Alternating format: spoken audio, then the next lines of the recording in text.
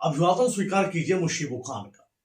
आज हम पेश करने जा रहे हैं एसओआर न्यूज इंडिया की पहली पेशकश। एसओआर का मतलब सर्च ऑफ रियलिटी से है, जहां पे हम बात करेंगे सच्चाई की। आज देश में या समाज में हर तरफ कहीं ना कहीं नकारात्मकता पूरी तरीके से फैली हुई है। ऐसे में SOR news India search of reality के माध्यम से हम जानेंगे वास्तविकता, हम बात करेंगे सच्चाई की, हम बात करेंगे जमीनी रूबरू हकीकत से। ऐसे में एसओआर की टीम इस एपिसोड या इस प्लेटफॉर्म के माध्यम से पूरी तरीके से देश दुनिया से रिलेटेड चाहे मामले हो, चाहे प्रदेश से जुड़े मामले हो, या फिर आपके जनपद फतेहपुर से ही जुड़े मामले क्यों ना हो, हर चीज की वास्तविकता से हम कराएंगे रूबरू। हमारे साथ चर्चा में शामिल होंगे अधिवक्ता। जिन अधिवक्ताओं को आप कोर्ट कचहरियों में देखते हैं, वो एसओआर न्यूज के माध्यम से आपके सवालों के जवाब देते हुए नजर आएंगे। हमारे साथ जुड़ेंगे शिक्षक, जो शिक्षा देते हैं, वो समाज को आईना दिखाने का भी काम करेंगे।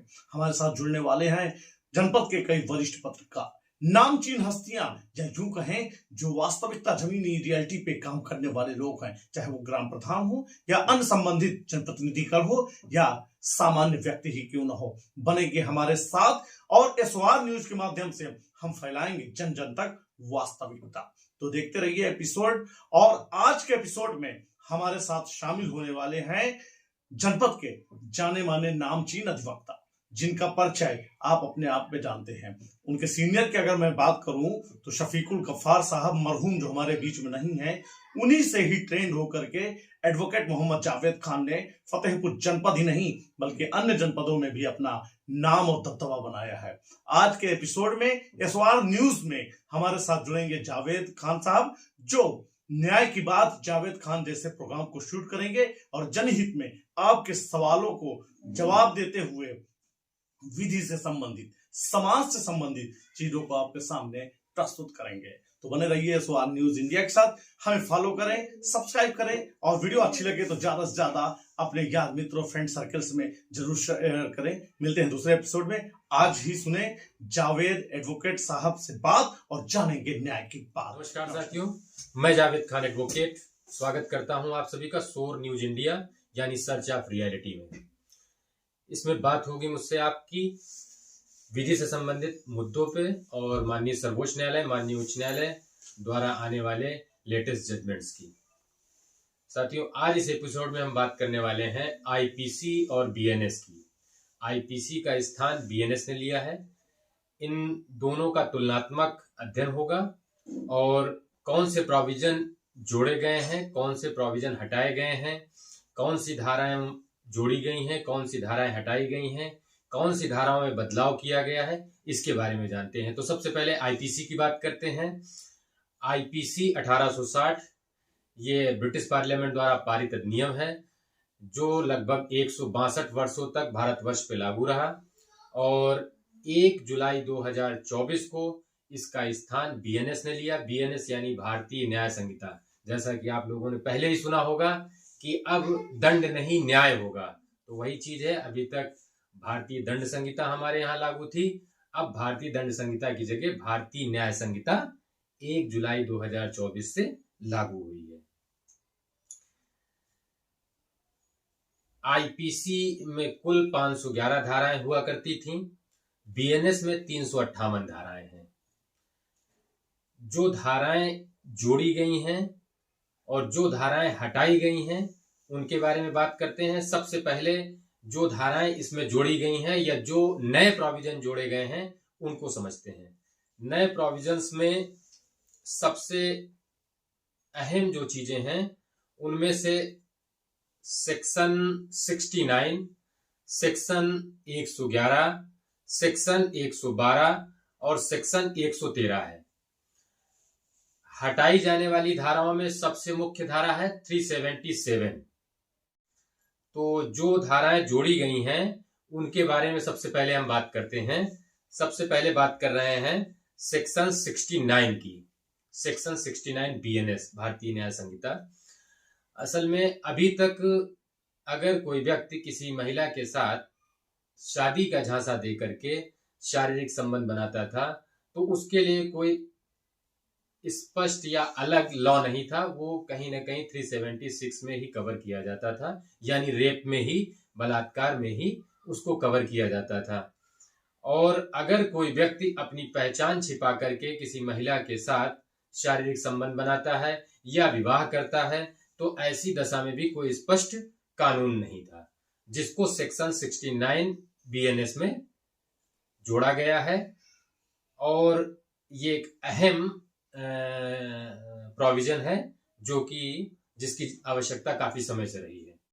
अब इसके बाद हम बात करते हैं 111 बीएनएस की। 111 बीएनएस ऑर्गेनाइज्ड क्राइम को डिफाइन करती है और उसके लिए दंड का प्राविधान किया गया है। इसमें ऑर्गेनाइज्ड क्राइम क्या है? संगठित अपराध। संगठित अपराध यानी जो लोग चोरी, डकैती, हत्या, एक्सटॉर्शन, इस तरह के अपराध समूह बना करके किया करते थे, उनके लिए 111 बीएनएस में दंड का प्राविधान किया गया है। इसके बाद 112 बीएनएस है, ये भी एक नया प्राविधान जोड़ा गया है। इसमें वही ऑर्गेनाइज्ड क्राइम जो पेटी हैं यानी छोटे अपराध हैं उनको बताया गया है और उनके लिए दंड का प्राविधान इसमें किया गया है। अब 113 बीएनएस है इसमें, जो कि नया प्रोविजन है और सबसे अहम है। अभी तक आतंकवाद शब्द का प्रयोग केवल किया जाता रहा है, लेकिन आतंकवाद को कहीं भी परिभाषित नहीं किया गया था। पहली बार आतंकवादी कृत्य को 113 बीएनएस यानी 113 भारतीय न्याय संहिता में परिभाषित किया गया है कि कौन से कृत्य आतंकवादी कृत्य होंगे, ये एक चीज है।